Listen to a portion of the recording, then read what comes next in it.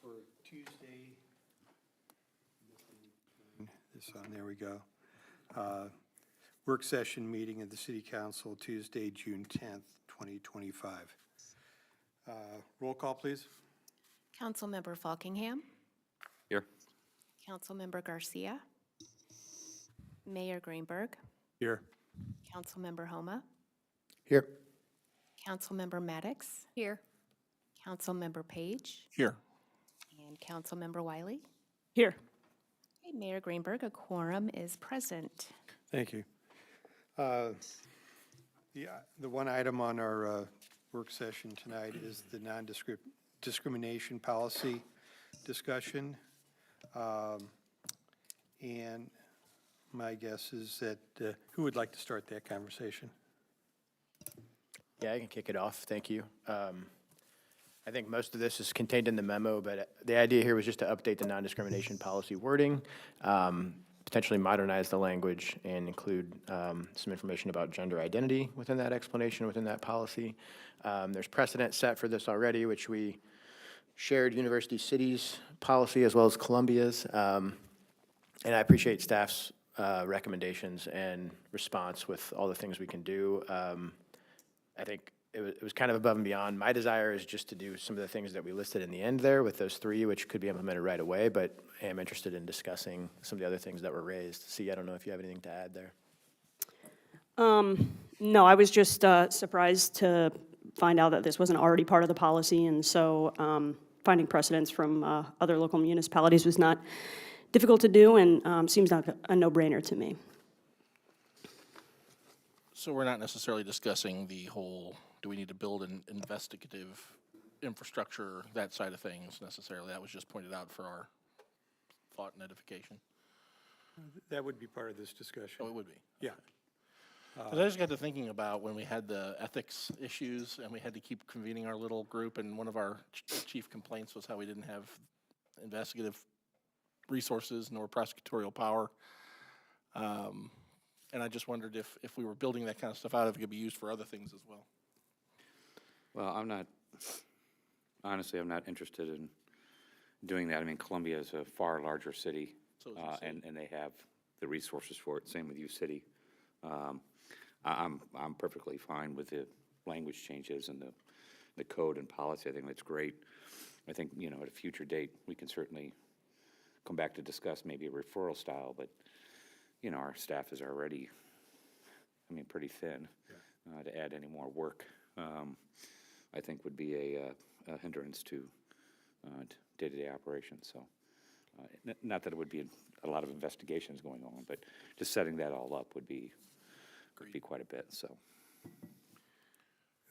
Yeah, I agree that the enforcement would, is probably beyond our scope to deal with, but as pointed out in the memo, there are other organizations that, once it's brought to their attention, would be able to enforce and prosecute.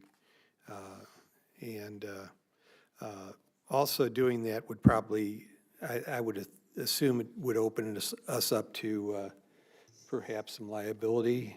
Jackie, you can chime in on that. If we had our own commission or board or entity that tried to Yeah, so the way these are set up is generally speaking that they investigate and then they might make a referral. You could send them to the municipal court. It's just that if you're someone that's dealing with an issue such as in employment, and I'm not talking about the city of Maplewood specifically necessarily, but beyond the city, there are procedures that are already set up through state and federal law for analyzing each of these things. And typically, if you're bringing a discrimination claim like this, you would be having a lawyer that's helping you proceed through all of those processes. We could certainly add something, but if someone has an attorney and they're working through the processes that are required by state or federal law, I don't know that they're going to. I don't know that we would have a lot that they would come ask us to do, but it might be a resource for someone that is looking for just,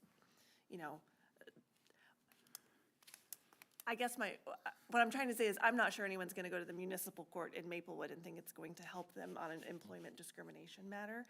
So that we could put it in the code and include it. And it's something that's an extra in an ad that someone might look for. But I don't know if it would open us up to liability necessarily, because I just think that the determination of those factual and legal issues that someone's going to care about are not going to be determined or decided in the municipal court in a way that would be held to further whatever they're trying to get through a lawsuit or a case against their employer. I don't know that I directly answered your question, Mayor, but I don't know that we open ourselves up to liability. I just don't know that it's something that that will be utilized a whole lot. So that's part of the reason why I don't see real concern there. You know, these matters are typically pretty complex. You have to address issues of intent and, you know, a whole lot of other issues that are very nuanced. And so I think that's beyond our capacity to address. Yeah, I think I can't speak for Councilmember Wiley, but for me, I think most of the intent was just to update, get ordinance language from staff to update and modernize language in the existing policies. So that it's interesting to see about the investigative models or referral models. I am curious, the chapter 30 that talks about the Commission on Human Relations, which we have, and the Housing Development Coordination, which has been dissolved. What's the difference between the Commission on Human Relations and the Human Services Commission? Or what, I didn't have time to explore that portion of the code, but what's the? Yeah, Jackie knows a little bit more about this than I do. Essentially, their core purpose is different. The Human Services Commission is meant to meet the immediate needs, specifically of moderate and low-income residents. The Commission on Human Relations was set up to, I think, support the work of the Housing Development Corporation when it was in existence, and that was more tenant and housing focused. And that's defunct now? That doesn't exist, right? Yeah, and I can't say when it stopped operating. Probably before mine, Okay. yeah. But it is in the Before Barry code, was so. on. I think it got dissolved back in probably in the 90s, early 90s, if I had to guess. I know I've never appointed anyone. Yeah, no. If in the future, though, there was a desire to have like a separate entity that did something like this, housing discrimination matters, or was a body that people could come to bring complaints about tenants' rights and that sort of thing, it does exist. So could be revived at some point in the future if and when like there was staff bandwidth and everyone wasn't wearing multiple hats. That's something that we could potentially revive. Okay. Good to know. Another point of clarification is that the current ordinance already prohibits discrimination in hiring employment within the city. So just out of curiosity, how differently would that be handled legally if there were a similar complaint from another, from somebody with a different employer?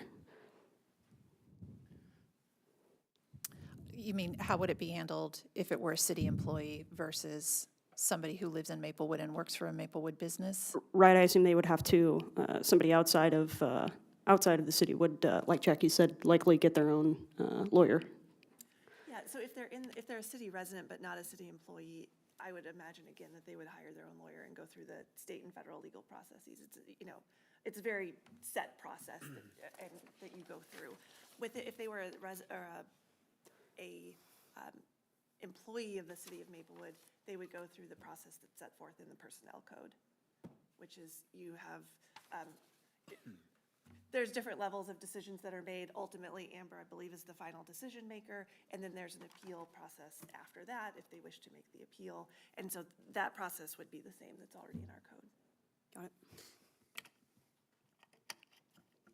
Well, it sounds to me that everyone's in agreement on expanding the language in our ordinance to accommodate additional criteria. And at this point in time, I don't see that anyone wants to create a commission or resurrect the Human Relations Commission to serve the purpose of enforcing and, the ordinance. So as far as the language was very similar between U-City and Columbia. Is there a preference? No, not for me. I just think something that kind of follows that model and falls in line with it makes sense. Okay. And at some point,